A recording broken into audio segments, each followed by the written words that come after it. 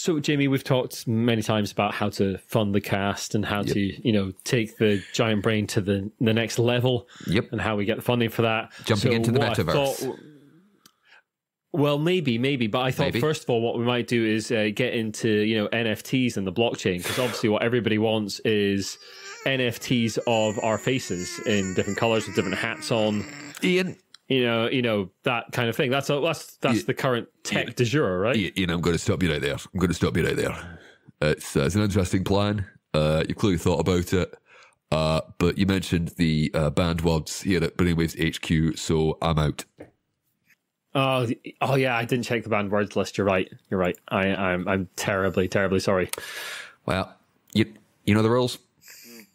I do know the rules. I even wrote the rules. I know the rules so well that I wrote them and I signed them, and I'm Ian McAllister, signed right down at the bottom there. And I'm Jamie Adams, and this is Brainwaves episode 96, bringing you the best in tabletop gaming news.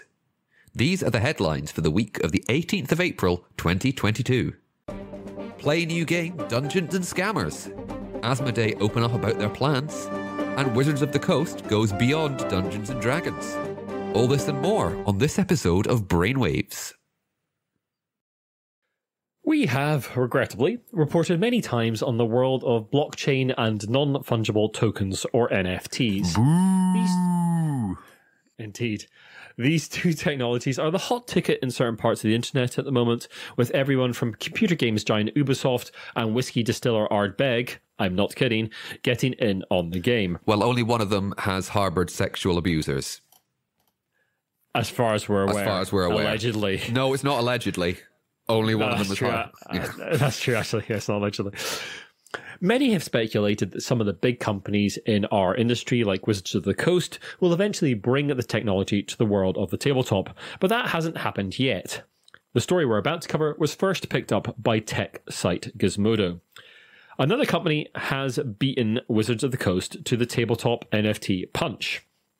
Gripnr, Gripnr, I hate that name as much as you do, is a company proposing a digital platform that will allow fans of Dungeons & Dragons to play the game using player characters that are represented on the blockchain by an NFT. After a session, you would save the details of the character's adventures on the chain, and as you leveled and played, the value of the NFT would increase. What? Yeah, you're not alone in thinking that, Jamie. When I read this article, I was in that boat as well. One second. I have a quick question just before you go on the story. Play the game. Are you playing Dungeons & Dragons 5th edition? You're playing Dungeons & Dragons 5th edition, yes. And this has got... This would have Wizards of the Coast's... Go ahead. We'll get to that. Okay. Gripnr's model seems to be based around an idea of pay to play and then play to earn. After their platform is complete... No one outside of Gripnr has seen this platform yet, by the way. The company will generate about 10,000 Dungeons & Dragons characters and assign them to an NFT each. Each one will also have a randomly generated portrait assigned to them, created by Gripnr's in-house team. Players can only advance these characters by playing in Gripnr-approved games overseen by one of their GMs. You'll also be able to sell loot, weapons, etc. on OpenSea, a popular NFT marketplace which has been robbed several times. Well, it's an open sea. There be pirates on the seas, especially the open seas. There is a cost, of course, to engaging with this system. Every time an NFT is minted, recorded on the blockchain, a small gas fee is applied. This may need to happen twice a session in Gripnr's proposal, once at the start and end of each adventure. What does that mean, a gas fee? Is that due to the ecological... That's what they refer to these little fees in order to mint NFTs on the blockchain as. They refer to it as a gas fee. I don't know why, they just do. I'm sure if there are crypto bros, they'll be like, well, it stands for this. And I go, great, why are you actually opening your mouth to me? Yeah. There is some speculation as to whether or not Gripnr will even be able to do this. They say they can under the Open Gaming License, the OGL, but when Wizards was asked for comment on the matter by Gizmodo, they said, "We do not allow third parties to misappropriate our valuable intellectual property and take appropriate steps when necessary." Now, keep in mind at the moment that Gripnr isn't a thing as yet. They haven't actually made all this stuff happen as yet. The Gizmodo article went out on the 8th of April, and at that time, the Gripnr community was quite small, about 500 followers on Twitter. I checked just before this cast started, they're up to 555, and less on their Discord, which I haven't checked. If they are looking to create a community, they have quite a hill to climb. They do have an official Glimmering Twitter account, which is the first content for the game, the first sort of setting that they're going to be playing in, with 55 followers. That Twitter account describes their model as play to progress.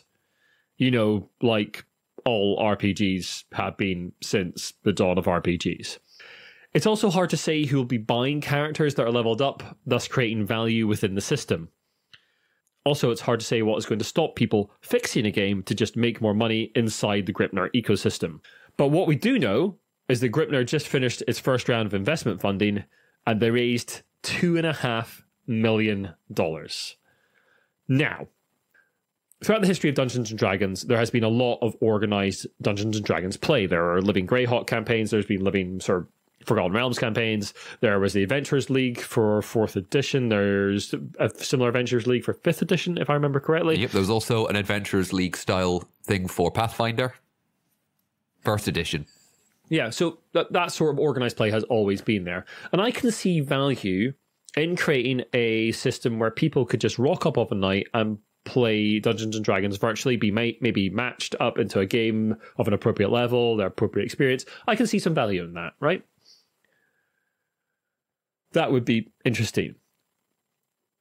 However, with Gripnr's system here, you have to be inside their system always. You can't really... You could like copy your character and take it off and play that game elsewhere, but there's no value in doing that to you, and who knows how difficult that's going to be. Throughout the history of massive multiplayer online games like World of Warcraft, people have always sold characters as well.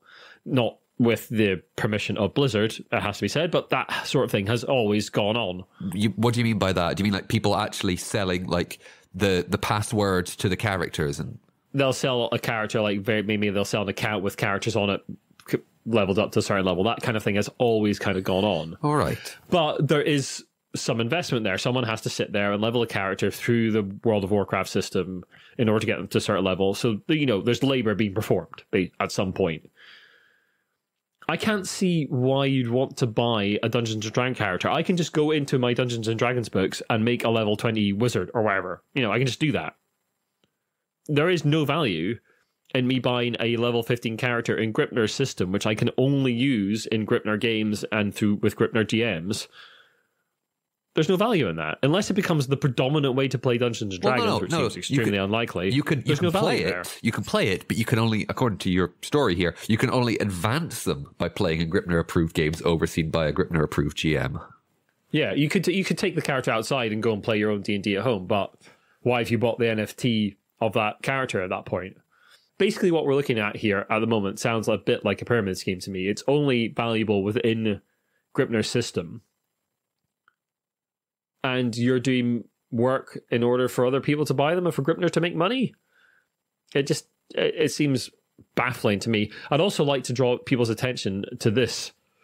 I'd just like to draw people's attention to this fact as well. It's been well reported that the then CEO of Twitter, Jack Dorsey's very first tweet was bought last year by someone for $2.9 million, an NFT of it. So a unique version of that tweet was bought by someone for $2.9 million. That person then tried to sell that very recently. The top offer was in the thousands of dollars range. So these things are only valuable within a given ecosystem. You can't really take them outside that ecosystem and have them be worth something. It's just get NFTs out of gaming. I want to stop reporting on NFTs in gaming. They're kind of interesting, so that's why we're reporting on them. And I don't like what Gripnr's doing here. They seem to be completely misunderstanding the nature of role-playing games. No, they understand it. It's trying to make money off the rubes. And I'm going to say again, Ian, as I said last time, I think the word interesting needs to develop. It's interesting, but again, me reaching through my computer screen and slapping your face would be interesting. And impressive. Exactly. But what they're doing is it's impressive in the amount that they've been able to get by hoodwinking so many people. Yeah, I mean, I think this kind of technology is actually a threat to games and gaming in general. It's much more prevalent in computer gaming for obvious reasons, because computer game technology is massively more tied in to this kind of tech. But yeah, I think it's an actual threat to the ecosystems of gaming and the games we play. It really needs to just get in the sea. So, Jamie, let's move on to something a little bit more light and a little bit more friendly to the board gaming world. Okay. Now, back in February of 2021, Asmodee, the board game conglomerate pretty much, announced the acquisition of the virtual board game site Board Game Arena. Now, if you want to listen to our coverage of that, it was back in episode 67, although it's pretty much just what we said, or what I said. Now, at the time, it was a sign that Asmodee saw a digital offering as a big part of its future. Now we're getting to see a little bit of that future with the recent announcement of Unbox Now. It's not a new line of games, but a selection of games that Asmodee considers their best. Maybe best-selling, maybe they're best-rated. Most of us will recognise these as at least perennial bestsellers, sometimes referred to as evergreen titles. The titles are Catan, Rivals of Catan, Pandemic, Ticket to Ride Europe, Seven Wonders Duel, Azul, Splendor, Carcassonne, Dixit, and the Unlock series of puzzle games. The Unbox main site gives a slick overview of each of these games alongside rules and video tutorials. Now, why did we mention Board Game Arena? Well, quite simply, besides getting all this help to get the game to your table, you also get access to the game on Board Game Arena.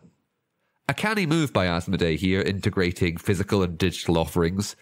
Obviously, not kick-started, but given a kick up the bum at least by, well, the change in fortunes due to the pandemic.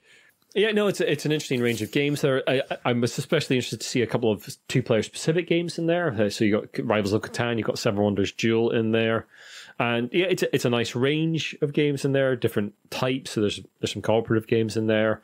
They're all on the lighter side for sure, but yeah, it's great to see Asmodee trying to make the sort of transition into board gaming a lot easier with like video tutorials or rule books, and they're very non-judgmental about that on the site. They say, hey, here's a video tutorial. If you prefer the rule book, here's that version of the rule book. They do say in the statement that they may rework the rule books a little bit, make them a little easier to understand. So I'm really interested to see what happens with those when those come out. Well, after a lot of attempts of various companies to do, integrated, we've got an app, let's say, and we can give you the instructions to a video, instructions to a game on how to set it up and play it. I mean, as I said, it was only a matter of time before Asmodee went, right, we're doing this in-house with our stuff, so we don't have other people telling us what to do.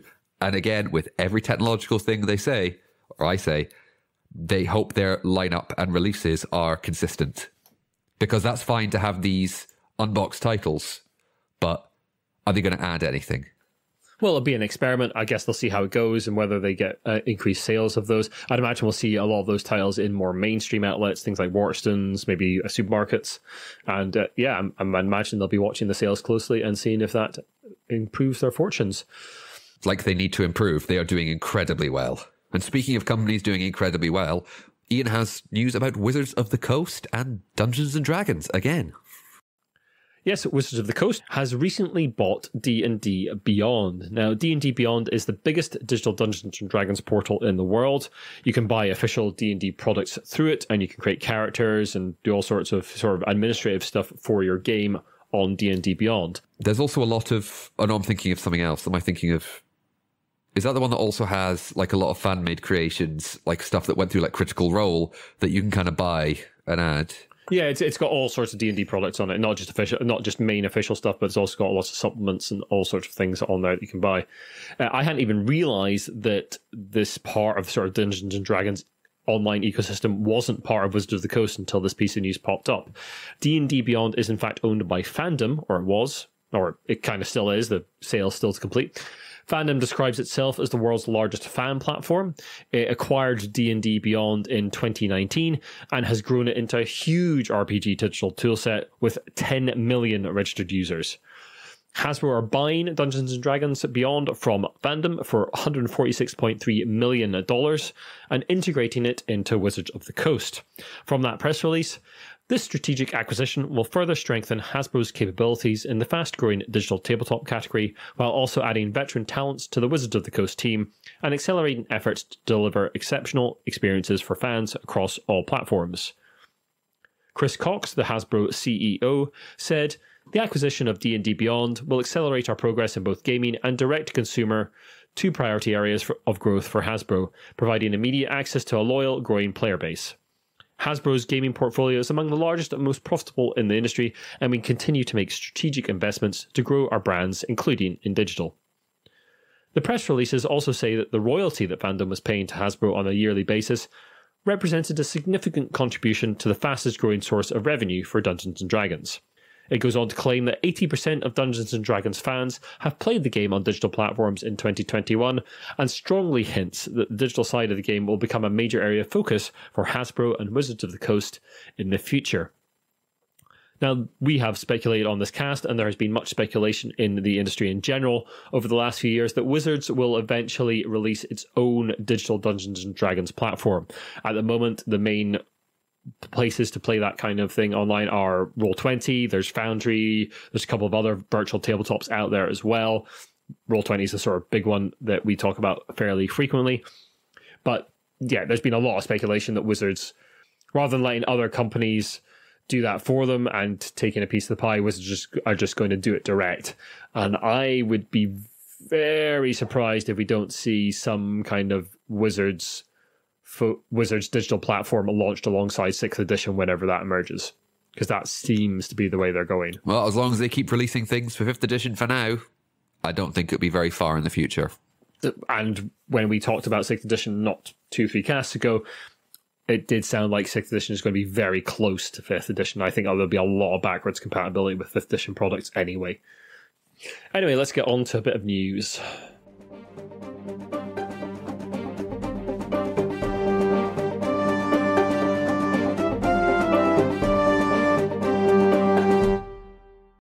Back in episode 93, we covered the support the tabletop gaming community was giving the fight for trans rights in the US state of Texas. A bundle had been put together to raise money for the Transgender Education Network of Texas and Organización Latina Trans Texas. That bundle closed out at $400,004, raising just over $200,000 for each organization. Fantastic achievement. Congratulations to all those involved. Keep fighting the good fight. Yeah, absolutely wonderful. Well done, everyone involved. A couple of casts ago, we briefly touched on the call from one of Hasbro's investors to spin off the company Wizards of the Coast. Altifox, a significant investor in Hasbro, had called for Wizards of the Coast to be spun off in order to create revenue for Hasbro to invest in other properties. The following is from a report by Geek Native. Hasbro didn't agree, saying in a Wall Street Journal article that the move would be unlikely to create value, is contrary to Hasbro's strategy, and would negatively impact the benefits Wizards realizes today. Altifox were also trying to get members onto the board of Hasbro, but that move has also been rejected. Let's get on to the main news.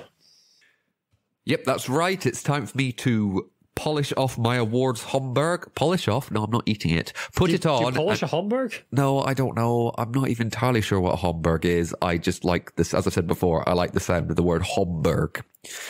No, I know it's a type of hat. But yes, we have an awards trifecta for you this time. First, the American Tabletop Awards have been announced. The winners are, in the Early Gamers category, Happy City by Toshiki Sato and Airu Sato, published by Gamewright. In the Casual Games section, it is Cubitos by John D. Clare, published by Alderac Entertainment Group, more commonly known as AEG. In Strategy Games, it's Cascadia by Randy Flynn, published by Flatout Games and AEG. And in the Complex Games category, the winner is Lost Ruins of Arnak by Elwyn and Mean, published by Czech Games Edition. Now, the awards committee itself is a diverse group of 10 people from all across the American board gaming sphere. Well done to all the winners of the American Tabletop Awards. Moving on very, very swiftly, we have the Dice Tower Award nominees announced. Now, renowned tabletop network, the Dice Tower. I mean, it was pretty much the Dice Tower I got into board gaming. This year, they have 15 categories, with all but one of them having 5 nominees. The exception being the Game of the Year award, which has 9. Out of all the nominated games, I have played a grand total of 2 of them. That being Oath from Later Games and Seven Wonders Architects from Ripos Productions. Thus, further proof that I don't know what I'm talking about regarding games and awards, and I should probably just quit while I'm ahead. How about that?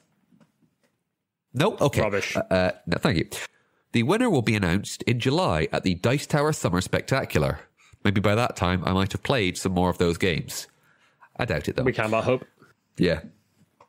And finally, the Gaming Awards, spelt GAYMING Awards, billed as the first and only global award ceremony celebrating LGBTQ plus video gaming, returns for another year, this time with an in-person award ceremony at London's Troxy Theatre on the 25th of April. Now, alongside awards for indie video games and big-budget video game titles, the LGBTQ Tabletop Game Award will also be announced, hosted by Twitch streamers Shaba and Jamie. Obviously, not me, for a multitude of reasons. The nominees for this award are Adventuring with Pride, Queer We Go Again, by Jack Dixon, published by the Pocket Workshop. The House Doesn't Always Win, by Michael Wheels Whelan, a self-published title. Thirsty Sword Lesbians, by April Kit Walsh, published by Evil Hat Productions. And Wander Home, by Jay Dragon, published by Possum Creek Games. The whole awards are in partnership with streaming platform Twitch, and 20% of all the ticket sales are going to the It Gets Better project, a project whose mission is to uplift, empower, and connect LGBTQ plus youth around the globe. Nice. Fantastic. Ian, I know that you published an article recently about awards. I know you're not a fan of some of them. The article talks about why awards exist and the need for awards when they're put out to establish trust with the people that are, looking at the awards. Like, so it starts from the Oscars and goes into all sorts of different areas of awards. But yeah, I think, like, if you're going to put out an award, you need to establish trust with that award, of like how you've gone about putting it together, why it's there, what it's awarding, like who's involved, that kind of thing. So, like, the American Tabletop Awards, they came out 2-3 years ago, and they seem to really, like, come and go very quickly. No one seems to really celebrate that they've won an American Tabletop Gaming Award, ever.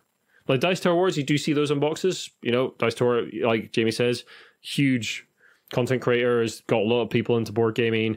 Their award comes with a lot of weight, and that's because they have an element of trust with their audience of, like, the games that they say these games are great. They're pointing out certain games and saying these are the ones that we think are the best of the best, and that's totally reasonable. The Gaming Awards I don't know much about, and I can't really speak to because I haven't really encountered them before this article, but they sound great. I mean, an award that's helping out a charity partnership as well sounds like a really good idea. It's celebrating marginalized people within the gaming sphere, and it's giving some money to charity. Sounds great. I think awards need to have a point, basically. They need to, like we've given out awards before. But our awards don't mean anything. Our awards don't mean anything, but the people that follow us know why we're giving those out. They trust us to have certain opinions, and they know what we like and what we don't like. Oh, poor deluded fools. Those poor deluded fools. But, we have a rapport with our audience, and they trust our opinions on those things. Yeah. So yeah, I just think there's a trust needs established with awards. I was going to say that with the last 2 or 3 years, I think it's fine for those American Tabletop Awards to be there. 2020 onward has been, let's say, a strange time for all of us. So maybe it's just taking time for the awards to gain traction, and maybe we will start seeing those awards as stickers on boxes very, very soon. Maybe. Who knows? Again, we'll see. Need to go to game shops more. I'll say that. I went to one recently and I couldn't find what I was looking for. Ian, talking about games that you can usually find, Stonemaier Games. We like to report on the financial health or otherwise of our hobby, but getting proper data on such matters can be a bit tricky. Wait a minute. Financial? This is my job. Shouldn't I be putting on my financial trousers? I've got them on. They fit quite nice. They're snug. Some companies do put out financial breakdowns. Most famously, Steve Jackson Games has been doing this for years, and Stonemaier Games has been doing so as well since 2016. The most recent Stonemaier Games report makes for some interesting reading. Overall revenue was $24.7 million. That was up from $17.9 million in 2020. They have only 3 full-time employees, including Jamie Stegmaier, and 3 part-time employees. They do, however, have about 100 plus independent contractors. So that's a lot of freelancing they give out. They released 2 new games in 2021 and 2 new expansions.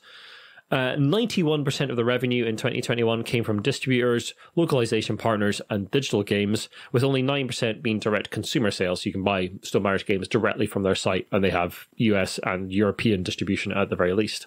The article also breaks down lifetime sales for their 12 games. They do have a 13th one coming, Libertalia, but that's yet to fully release. Standing atop their list is Wingspan with 1,410,539 units, followed by Scythe at 517,102 units, and Viticulture comes in third at 204,326.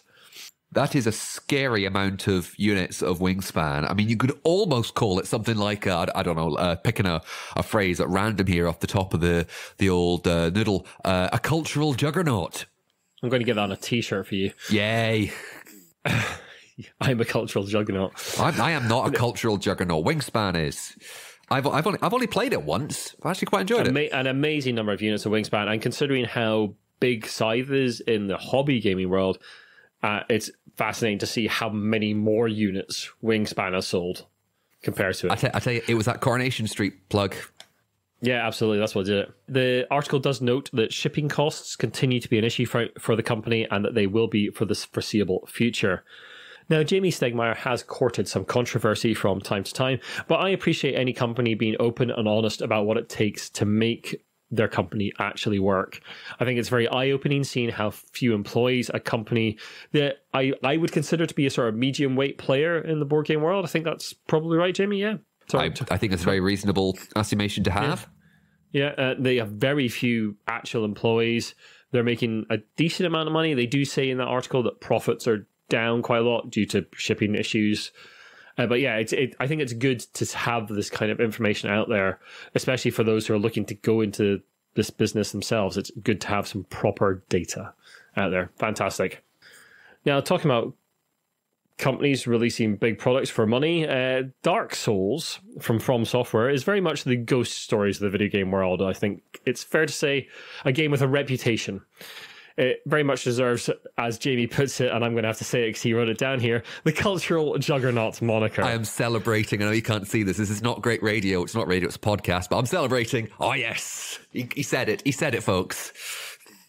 Alongside the renowned video game series, there has been a board game, a card game, both from publisher Steamforged Games in the UK. Steamforged recently announced that they'd be releasing an RPG for the Dark Souls IP based on the 5th edition Dungeons & Dragons rule set. The game has now been released, and there has been a bit of a buzz about it, but maybe not the sort of buzz that a company would really want. Players have begun assembling a long list of bugs and game issues from the 500-page rulebook on Reddit, which range from spelling errors and mentions of Dungeons & Dragon classes that aren't present in the Dark Souls version, to major rules conflicts and issues. These include stating that hitting 0 hit points is instant death, but there's a healer's kit that stabilizes characters at 0 hit points.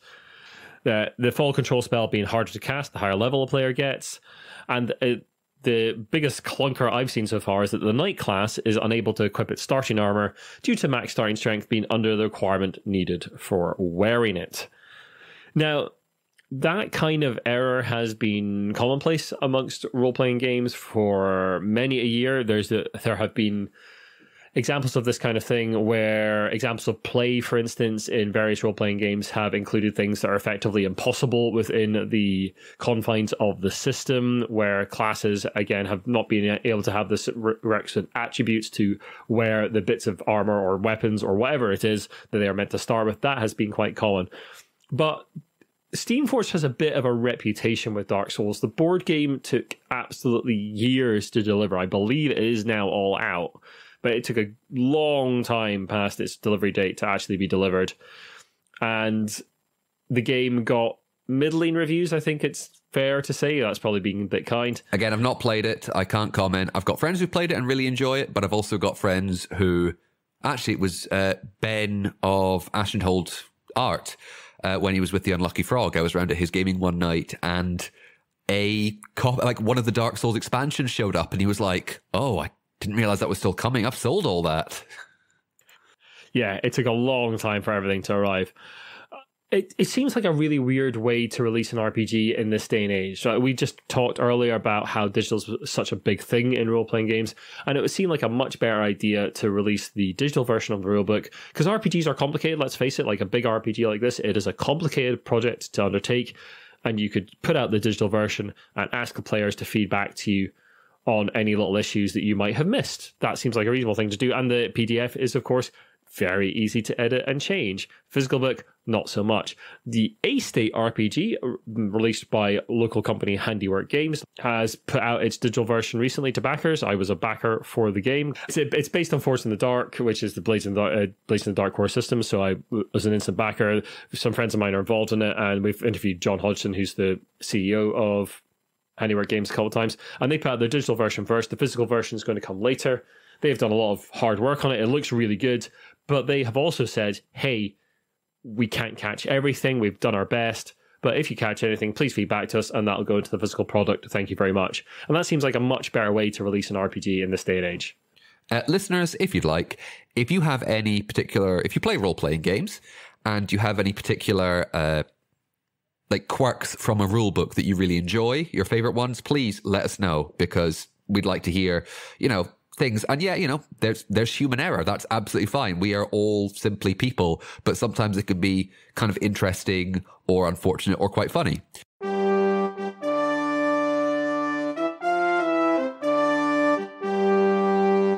People who don't make mistakes are our lovely, lovely patrons. Thank you so much for continuing to support the cast, especially our executive producers, James Naylor and Sean Newman of the Gamelot team.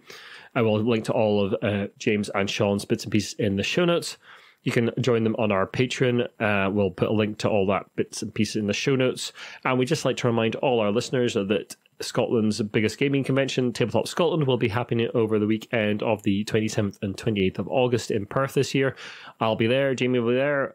Some members of the Giant Brain team, past and present, will be there. And we're really looking forward to it. And we'll hope to see some of you there.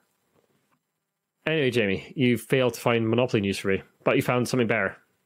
I failed to find Monopoly news, and I'm deciding I'm making a slight change. Sometimes it'll be Monopoly news. Sometimes it's going to be interesting releases that catch my eye, usually for a slightly more esoteric reason rather than, I like the look of this, and I like that kind of game. This one is the World War II Most Wanted Art deck of playing cards, released by the Monuments Men Foundation for the Preservation of Art. The deck includes 52 works of art and 2 sets of historical photo albums featuring works confiscated and coveted by the Nazis and Adolf Hitler. Artistic cultural objects spanning the 10th through the 20th centuries and major European artists from various periods are represented in the deck. The Foundation worked with the owners of these objects, as well as museums and law enforcement agencies, to complete the research into the circumstances of each loss. All the pieces of art in the deck are of art that is still missing to this day, art that was stolen by or was hidden from the Nazis during World War II. Now, in 1943, the Monuments Men organization was founded to recover and protect those artworks.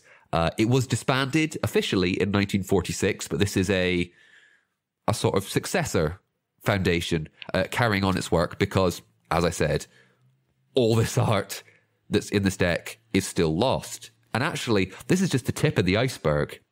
Monuments Men Foundation President Anna Bottinelli told news site Dicebreaker, there are no other examples of decks of cards being used to find missing works of art. However, it is an old US military tradition to produce decks of cards to create awareness about a specific subject. Most recently, decks were produced featuring most wanted fugitives from the Iraq War and to help soldiers identify aircraft in World War II.